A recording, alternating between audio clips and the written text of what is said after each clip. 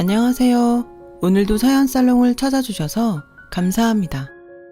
사연을 보내는 저는 올해로 30대 중반에 접어든 가정주부이면서 지금은 어느 정도 성공했다는 평가를 듣고 있는 사업가예요. 친정 어머니와 함께 시작했던 음식 관련 사업이 성공을 이루면서 지금에 이르게 되었죠. 제가 성공을 이루기 직전, 그러니까 20대 후반에 갓 결혼한 새댁이던 시절 이야기랍니다. 남다른 음식 솜씨를 가진 친정 엄마의 영향을 받아서일까요? 대학교에서 식품영양학과를 전공하게 되었어요. 졸업하던 겨울부터 곧장 어느 요식업 회사에 사무직으로 근무하게 되었고요. 그 즈음 만나기 시작한 남자친구가 바로 지금의 남편이에요. 남편은 저와 같은 대학의 호텔 경영학과 출신이었고 어느 호텔에 근무하고 있는 사회초년생이었어요. 저희 둘 모두 넉넉한 집안 형편은 아니었기에 치열한 사회초년생 시절을 보냈죠. 그 바람에 연애 기간도 꽤나 길어졌고요. 그 긴 연애 시간을 지탱할 수 있었던 건 당연히 저희의 깊은 사랑 덕분도 있었지만 친정엄마의 밥심 또한 한몫 단단히 거들었어요. 남자친구는 본가에서 해주는 밥은 맛이 없다면서 친정엄마가 때때로 불러다 차려주는 밥상을 무척이나 기다리고 반겼어요. 친정어머니와 저는 고봉밥을 매번 복스럽고 맛나게 뚝딱 해치우는 그를 보며 사윗감이구나, 남편감이구나 싶더랬어요. 그렇게 긴 연애 기간이 흐른 뒤 각자의 직장에서 자리를 잡게 된 저희는 자연스럽게 결혼 준비를 시작했고요. 결혼 준비를 시작하면서부터 남편이 왜 그렇게 본가의 밥을 싫어했는지 딱 느낌이 오더라고요. 원인은 바로 시어머니였죠. 시어머니는 건강을 아주 끔찍하게 생각하는 사람이었는데요.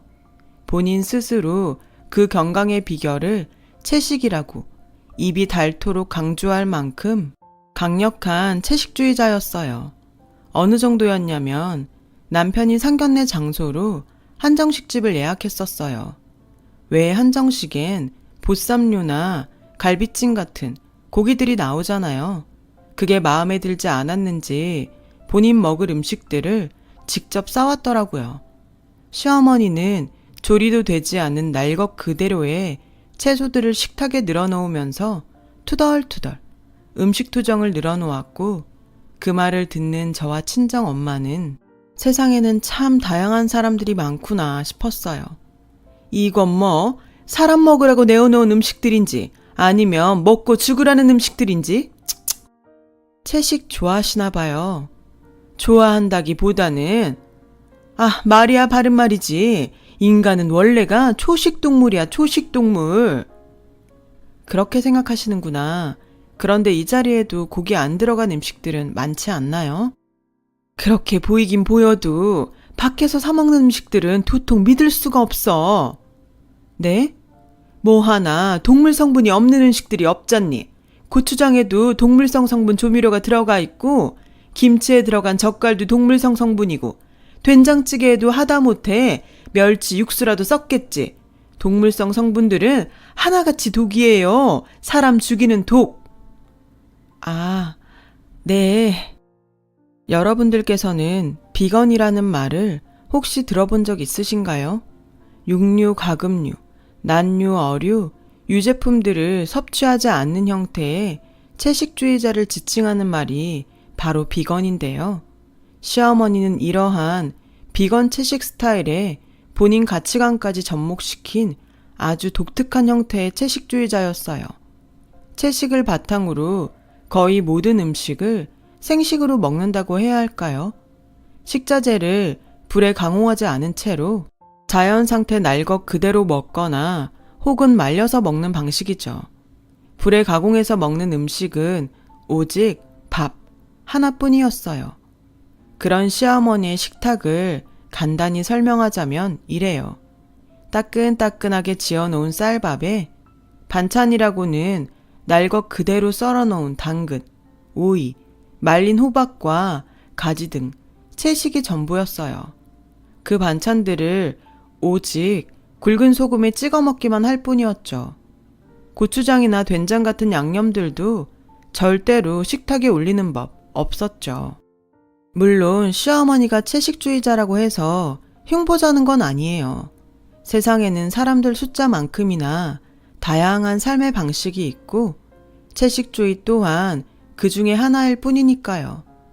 범죄를 옹호하는 것을 제외한 모든 삶의 방식이 존중받아 마땅한 만큼이나 시어머니의 채식 또한 존중받아 마땅한 것이라 생각하고요.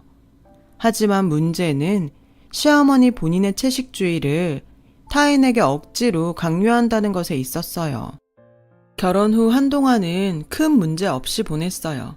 시댁과 신혼집이 제법 거리가 되었던 데다가 남편이 저의 든든한 방패막이가 되어주었거든요. 그러던 어느 날, 있잖아 여보, 지금 제일 받고 싶은 선물 딱 한 가지만 말해봐봐. 선물? 자기 성과금 받았구나? 물질적인 거 말고, 응? 장모님 애인 생기셨대? 잘됐다. 혼자 많이 외로우셨을 텐데. 자꾸 뭐래. 나 지금 우리 얘기하고 있거든. 당신 설마 눈치도 못 채고 있었던 건 아니지? 무슨, 나도 안다 뭐. 고마워 여보. 고생 많이 했어. 앞으로 더 열심히 살자 우리. 아들인지 딸인지는 안 물어봐? 그게 뭐가 중요해. 아들이든 딸이든 건강하게 낳아서 잘 키우면 되는 거지. 왜 그렇게 빤히 봐? 당신 표정이 완전 기뻐하는 사람 같지는 않아서. 왜? 아빠 되는 거 부담돼? 부담이라기보다는 그래, 숨길 일은 아니니까. 나 해외 연수 기회 잡았어. 한 3, 4년 외국에 있는 호텔에서 근무하게 될 것 같아. 에이, 난 또 뭐라고. 좋은 일이잖아. 태어날 아이의 부모이기 전에 당신에게도 당신의 삶이 있는 거고. 아이는 나랑 친정엄마가 잘 돌볼게. 마음 편히 다녀와. 얘기는 고마운데 난 자꾸 우리 엄마가 걱정돼가지고. 시어머니가 왜? 채식? 걱정하지 마. 설마 임신한 며느리한테까지 강요하겠어? 그래도 마음이 좀... 정말 괜찮겠어? 진짜지 그럼. 내 가정은 내가 지킨다. 와이프 믿지? 남편은 그렇게 저희 전폭적인 지지를 받으며 해외 연수를 떠났습니다.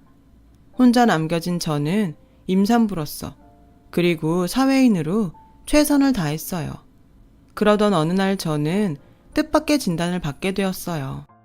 유산 위험이 있다는 진단이었는데요. 다행히 큰 위험은 아니었어요. 다른 임신 초기의 임산부들보다 아주 조금 위험이 높을 뿐 정상적인 생활에 지장을 주거나 크게 신경 써야 할 정도는 아니었어요. 하지만 호시탐탐 저에게 희한한 형태의 채식을 전파할 기회만을 노리고 있던 시어머니에게는 약간의 유산조짐이 있다는 소식이 빌미가 되어버렸던 모양이었죠. 제가 진단을 받아들기가 무섭게 저를 시댁 식탁에 불러다 앉히더라고요. 그 식탁에는 당연하게도 시어머니 스타일의 채식 식단이 차려져 있었고요. 사부인 통해서 얘기 들었다. 유산조짐이 있다지? 다행히 심각한 정도는 아니래요. 몸에 무리가 갈 만큼 격렬한 운동 같은 걸 당분간 삼가하라는 얘기였지. 약을 먹는다던가 치료를 받아야 한다던가 하는 정도는 아니라네요. 땡! 그게 어미 될 사람 입에서 나올 얘기야? 네? 솔직히 태아가 위험한 상태인 것이 다 누구 때문이니? 다 너 때문이잖아. 혹시 지금 제가 음식을 함부로 먹어서 그렇다는 얘기를 하시려는 건가요? 당연하지. 인간은 원래가 채식동물인데 동물성 성분을 함부로 섭취하니까 유산 위험이 안 생기고 백이겠냐. 그 말이다 내 말이. 어머니, 사람이 건강하게 살아가기 위한 필수 영양소라는 것이 있는데요. 시끄럽고 오늘부터 매일 저녁은 여기 와서 먹거라. 잠깐만 제 얘기를 들어주시면 식단도 내가 다 짜놓았으니 가져가서 꼭 지키거라. 지키는지 아닌지 수시로 검사할 테니 그리 알고 명심해. 동물성 조미료나 육수 같은 것도 안 된다. 동물성 식품은 사람에게는 독이야. 다시 말씀드리지만 저는 시어머니의 채식을 존중해요. 하지만 그걸 저에게 무턱대고 강요하는 것까지는 도저히 존중할 수가 없더라고요. 저 식품영양학과 나왔잖아요. 시어머니의 식단에는 필수 영양소가 굉장히 많이 결핍되었다는 걸 모를 리가 없잖아요. 아니, 여러분이 보셨어도 문제 심각한 식단이다 싶을걸요? 심지어 저는 임산부잖아요. 보통 사람들보다 훨씬 잘 챙겨 먹어야 하는 임산부요. 그런 임산부에게 정상적인 채식도 아니고 거의 생식 수준의 기이한 채식을 강요한다니요. 그러거나 말거나 시어머니는 본인의 채식 스타일을 자꾸만 저에게 강요했어요. 저 또한 시어머니가 그러거나 말거나 저녁 밥만 시댁에서 채식으로 먹는 척하면서 다른 끼니는 영양분이 골고루 들어간 건강식을 꼬박꼬박 챙겨 먹었죠. 시댁에서의 저녁 식사 자리나마 시어머니의 채식에 맞춰주는 척했던 이유는 간단했어요. 아무리 걱정할 정도의 위험은 아니라지만 어쨌거나 유산의 조짐은 썩 달가운 소식은 아니니까요. 행동 하나하나 신경 쓰이는 상황에 시어머니와의 마찰로 인한 스트레스까지 받을 수 없다는 생각이었어요.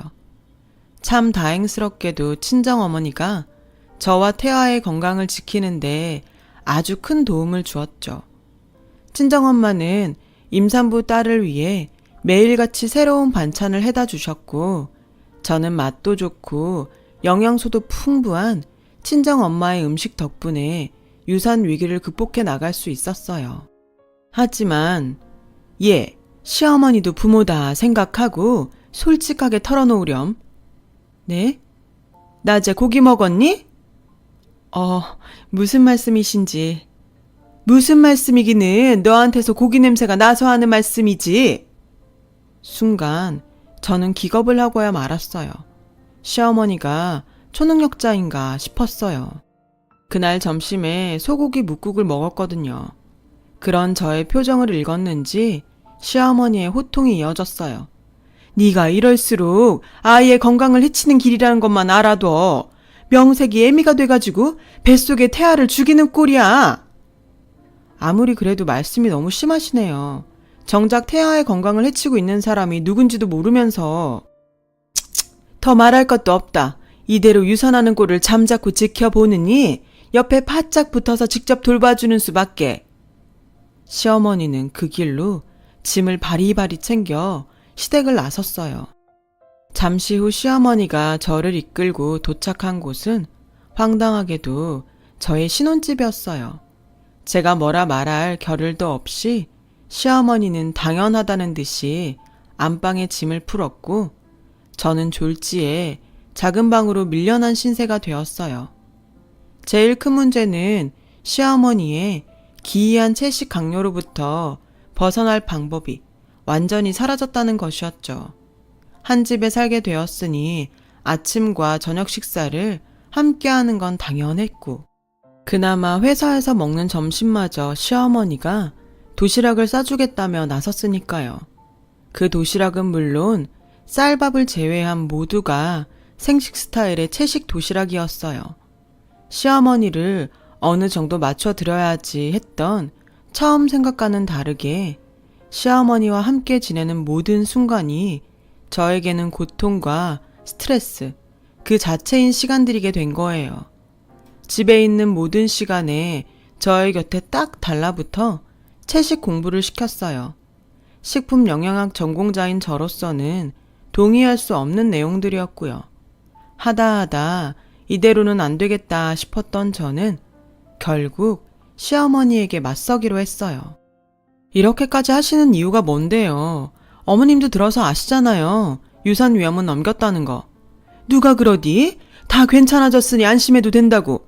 내 눈에는 하나도 괜찮을 것 없는데? 누가 그러긴요. 같이 산부인과 가서 들었잖아요, 분명. 왜요? 말도 안 되는 채식 강요하겠답시고 이제는 전문가인 의사까지 거짓말쟁이로 만들려고요? 넌 애가 꼭 그러더라. 한마디를 하면 두 마디를 알아들어야지. 한마디도 제대로 알아듣지를 못해. 제가 못 알아들은 얘기가 뭔데요, 도대체? 육식 성분은 독이야. 네 입으로 들어간 독은 고스란히 태아에게 축적된다. 육식 성분은 절대로 독 아니고요. 제 입으로 들어간 영양소가 태아에게 전해지는 건 맞지만 애초에 독이 아닌데 문제될 것도 없잖아요. 오히려 필수 영양소를 충분히 섭취하는 게 중요하지. 사람은 원래가 채식동물인데 육식 성분이 왜 독이 아니니? 대답해봐. 과학적 역사적으로 따져봐도요. 사람은 채식동물이 아니라 채식, 육식 함께하는 잡식성 동물이에요. 그 사실이 그렇게 싫으면 채식동물 혼자 지키면서 사시면 된다니까요. 강요하지 말고. 일 없다. 내 너를 꼭 채식주의자로 개조시키고야 말 것이야. 우리 손주를 위해서라도 그렇게 해야겠어. 막말로다가 너한테 쌓인 독과 같은 육식 성분이 모유에 고스란히 남아서 우리 손주한테 갈 텐데 친할머니 입장에서 그걸 어떻게 보고만 있다든. 어머님! 난 말이다. 우리 손주가 태어나면서부터 채식주의자이면서 몹쓸 육식 따위는 모르는 올바른 삶으로 이끌고 싶어. 그게 내 솔직한 진심이다. 나 원참. 그쯤 해서 저는 할 말을 잃고야 말았어요. 아니 제가 술, 담배라도 하고 다니면 또 몰라요. 기껏해야 과학적으로 밝혀진 진실에 따라 필수 영양소를 골고루 섭취하며 태아와 저의 건강을 돌보겠다는 거잖아요. 아이가 태어난 다음에도 그래요. 어린아이가 건강하게 성장하기 위해서는 필수 영양소의 섭취가 얼마나 중요한데요. 그래서 요즘 절에서조차 꼬꼬마 동자 스님에게는 일부러라도 고기를 먹인다고 하는 거고요. 그런데 시어머니이면서 친할머니 될 사람은 입만 열었다 하면 채식 만세, 인간은 채식동물, 육식 성분은 독, 이러고 앉았으니 거기다 대구선 제가 무슨 말을 더 하겠냐고요. 속위의 경읽기도 정도가 있는 거고 떠들어봤자 제 입만 아플 뿐이죠. 그렇게 한동안 다툼의 날들이 이어졌어요. 제가 시어머니께 시댁에 돌아가라고 넌지시 얘기를 꺼내보았자 역시나 씨알도 먹히지 않았죠. 그러는 사이 저의 식단은 온통 기이한 채식투성이었고요. 꽤 긴 시간 제대로 먹지 못한 데다가 극심한 스트레스까지 겪어버린 저는 결국 회사에서 근무하던 중에 쓰러지고야 말았어요. 쓰러진 원인은 당연히 영양실조와 극심한 스트레스, 무엇보다 충격이었던 사실은 저의 영양실조로 인해 태아가 전보다 훨씬 큰 유산 위기에 놓여버렸다는 것이었어요. 산부인과 의사로부터 진단을 듣는 내내 저의 뇌리에는 섬뜩한 생각이 스쳐가더군요. 이대로 시어머니가 곁에 있으면 나와 태아에게 똑같은 위협이 언제든 다시 닥쳐올 수 있겠구나. 아니, 분명히 닥쳐올 것이다. 무사히 출산을 마친다 하더라도 시어머니가 나도 모자라 아이에게까지 기이한 채식을 강요할 테니 아이의 건강에도 위협이 되겠지. 그래서 저는 시어머니를 저와 태아의 곁에서 떼어놓기로 결심했어요. 그런데 저와 친정엄마가 그 결심을 되새기며 집으로 돌아오던 순간 저희 모녀야 앞에는 충격적인 광경이 펼쳐졌어요. 친정엄마가 임신한 딸을 위해 냉장고에 가득 채워놓은 음식들을 시어머니가 동네 떠돌이 개밥으로 주고 있더군요. 그냥 음식도 아니고 친정엄마가 밤을 새워가며 만들어다 주신 정성 그 자체인 음식들을요. 저는 결국 격분하고야 말았어요. 지금 무슨 짓을 하는 건지 알고는 있으세요? 이깟 독쓰레기들 개밥으로 버리고 있잖니. 왜? 그게 문제라도 된다든? 그 음식들이 어떤 음식들인지는 관심도 없죠? 넌 배운 만큼 배웠다는 애가 말이 참. 입은 틀어졌어도 말은 똑바로 하렴. 이게 어딜 봐서 음식이니? 아, 진짜. 그래요, 채식주의자? 좋죠. 그게 뭐 나쁜가? 사람에게는 각자의 가치관이라는 게 있는 법이니까 존중합니다. 그래? 아이고야, 이제야 네가 좀 올바른 생각을. 근데 이건 아니죠. 동물성 성분이 독이라는 말도 시어머니 본인이 주장하는 이상한 채식 식단이 건강식이라는 말도 절대 동의 못해요. 자신의 가치관을 타인에게 이런 식으로 강요하는 것도 더 이상은 존중할 수가 없겠습니다. 동의할 것도 없고 존중할 것도 없어. 어른이 하는 말이니까 넌 그냥 나 죽었소 하면서 시키면 시키는 대로 따라해. 저 지금 응급실 다녀오는 길이에요. 근무하다가 쓰러져서. 혹시 고기 먹었니? 뒤에서 그러고 다닐 줄 진작에 알아봤다. 제대로 못 먹어서 쓰러진 거예요. 영양실조. 그놈의 이상한 채식 강요 때문에 받은 스트레스가 원인이기도 하고요. 저와 태아에게 독은 동물성 식품이 아니라 어머님 그 자체였다고요. 너 지금 친정엄마 앞이라고 체면 세우니? 이게 어디 버르장머리 없이? 버르장머리 없을만 해서 없는 거고 앞으로는 안 보고 살짝정으로 이러는 거죠. 의절이라도 하겠다? 누구 맘대로? 유감이지만 해외 연수 중인 댁내 아드님과도 통화 마쳤네요. 참, 이제는 내 남편이지 당신 아드님이 아니라 꼴도 보기 싫으니까 얼른 가세요. 짐은 택배로 보냅니다. 그렇게 저는 시댁과 의절을 했습니다.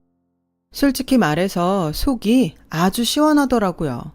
찍소리도 못하고 돌아서는 시어머니의 모습을 보며 안도했어요. 저와 태아의 건강을 위협했던 원인이 사라진 것이니까요. 그런 저와 태아를 위해 친정엄마는 무척이나 애를 쓰셨어요. 못된 시어머니 대신 신혼집에 들어와 삼시세끼 맛도 좋고 영양가도 풍부한 음식을 해주셨죠. 덕분에 저는 빠르게 건강을 회복할 수 있었고 떡두꺼비 같은 아들을 순산했어요. 세상과 바꿔도 아깝지 않을 만큼 사랑스러운 아이예요. 그 무렵 육아휴직을 낸 저는 아들을 돌보며 겸사겸사 새 사업도 구상하게 되었습니다. 친정어머니의 음식 솜씨를 활용한 식품 제조업이었어요. 역시나 친정어머니의 음식 솜씨는 참 대단한 것이더군요. 친정엄마의 레시피를 활용해 시작한 식품 제조업은 그야말로 대박이 났어요. 첫째 아이가 두 돌을 맞이할 즈음에 이미 몇몇 급식소에 납품 계약을 체결했고 작은 공간에서 시작했던 사업은 순식간에 공장을 차리기까지 이르렀어요. 그렇게 저와 친정어머니는 한동안 사업 확장차 출장을 연달아 다니는 분주한 일정을 보내게 되었어요. 얼마 뒤 모든 출장을 마친 저와 친정어머니가 오랜만에 공장으로 돌아오던 날, 저희 모녀는 황당한 상황과 마주했습니다. 아니 글쎄 공장에 새로 들어온 구내식당 직원들 중에 의절한 시어머니가 섞여 있더라고요. 시어머니도 놀라기는 마찬가지였는지 저에게 먼저 말을 걸어오더군요. 그렇게 보지 말거라. 너 있는 회사인 줄은 몰랐어. 오늘이 처음 나온 참이고. 여기 회사잖아요. 제가 사장이고요. 말을 가려주시죠. 에이, 같이 보낸 정이 있는데 뭘 또 그렇게까지. 공과 사 정도는 구분해달라는 말이에요. 저희 엄마와도 회사에서는 서로 존대합니다. 아무튼 일단 일 보고 계세요. 자세한 내용은 직원들한테 들으면 되니. 말도 섞기 싫다 이거니? 못 들으셨어요? 제가 사장이라고요. 말도 섞기 싫다는 건가요? 인사 관련해서 인사 담당자에게 묻겠다는 겁니다. 그러니 일단 일 보고 계세요. 저는 그 길로 인사 담당 직원에게 시어머니의 일을 물었어요. 저와 친정엄마가 출장에 바쁜 사이에 진행된 채용건이었고 인사 담당도 당연히 그 사람이 시어머니인 줄은 몰랐죠. 저와는 의절한 사이라는 건 더더욱 몰랐고요. 시어머니의 거취를 두고 짧은 고민을 시작했습니다. 시어머니가 극단적인 채식으로 인해 건강이 아주 심하게 상해버렸고 많지도 않던 재산이 치료비로 홀라당 싹 까먹어버린 신세가 무척이나 처절해 보였거든요. 처량한 신세의 사람이 시어머니이기에 측은지심이 들었던 것이 아니라 이미 채용되어버린 직원인데다가 사정까지 딱한 직원을 모질게 해고해버릴 만큼 악덕사장은 아니거든요. 제가 직원을 바로 해고해버린다면 인사 담당 직원 체면도 깎여버리는 일이기도 했고요. 그래서 아마도 시어머니가 조용조용 일만 잘해주었더라면 회사 사장으로서 고용을 유지하는 선택을 했을지도 모를 일이었죠. 하지만 시어머니가 첫 출근을 한 지 얼마 지나지 않아서 직원들로부터 불만사항이 접수되었어요. 구내식당 밥맛이 영 이상해졌다는 거예요. 컴플레인을 접수한 저는 곧장 구내식당에 음식 맛을 점검했죠. 아, 이건 시어머니의 지시겠구나. 감이 딱 오더라고요. 그래서 시어머니를 회사 밖으로 불러내었어요. 구내식당 음식 레시피 건드리셨죠? 무슨 얘기라는 거니? 아니, 무슨 말씀이신지요? 회사 바뀌니까 말씀 편히 해도 되고요. 속일 사람은 속여야죠. 음식 맛만 보면 딱 아는데.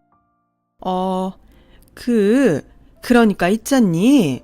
아니, 난 그냥 우리 직원들이 먹는 음식만큼은 건강했으면 하는 마음에서. 구내식당 음식이 어디가 어땠는데요? 육식 성분은 독이다? 아무래도 그렇지. 그랬어요. 구내식당의 음식 맛이 변했다는 컴플레인의 원인은 바로 시어머니였죠. 시어머니가 구내식당 레시피에 슬쩍슬쩍 손을 댔더라고요.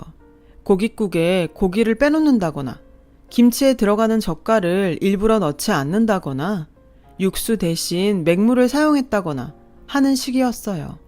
그러니 음식 맛이 제대로 나지 않을 수밖에요. 더욱이 기분 나빴던 건 구내식당의 식단은 회사에서 가장 중요한 것들 중 하나라는 사실이었죠.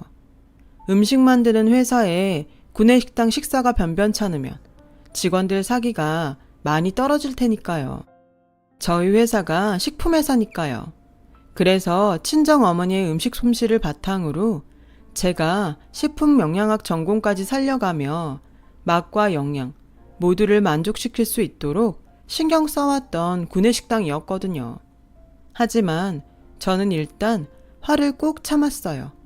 그리고는 회사의 창업주이자 사장으로서 시어머니에게 마지막 기회를 주기로 마음을 먹었어요. 좋아요. 지난 일은 없던 것으로 해드리죠. 그래 주겠니? 대신 조건이 하나 있습니다. 조건? 어디 말해보렴. 일만 계속할 수 있다면야 틀어주고 말고. 구내식당 레시피에 손대지 마세요. 채식주의를 다른 사람에게 강요하지도 마세요.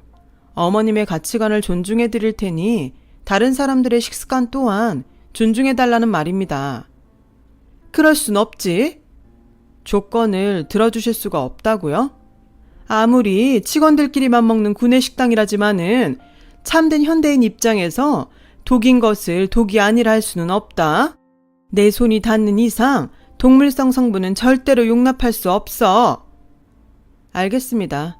그렇다면 이 자리에서 해고 처리하는 것으로 하죠.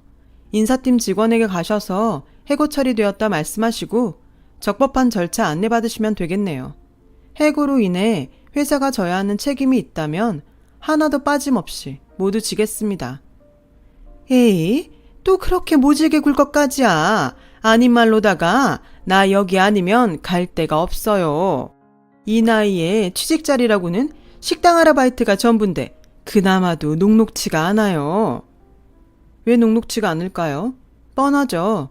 그 식당들에서도 그 말도 안 되는 채식이 어쩌고 저쩌고 그렇게 하다 쫓겨났을 거 아닌가요? 유감이지만 저희 회사도 마찬가지입니다.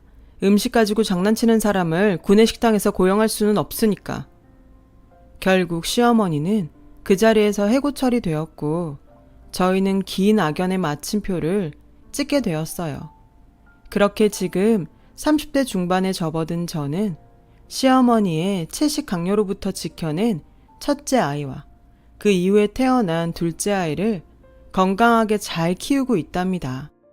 저와 친정어머니 그리고 해외 연수에서 돌아온 남편은 아이에게 가리는 음식 없이 골고루 꼭꼭 씹어 잘 먹는 식습관도 빼먹지 않고 가르치고 있어요. 사업은 음식 납품하는 급식소를 더 늘리기 어려울 만큼 번창했고요. 시어머니는 어떻게 되었냐고요? 식당 아르바이트를 여기저기 전전하며 입에 겨우 풀칠이나 하고 다닌다는 풍문이에요. 심지어 그 식당들에서도 손님들에게 극단적 채식을 강요하다 쫓겨나기 일쑤인 신세라더군요.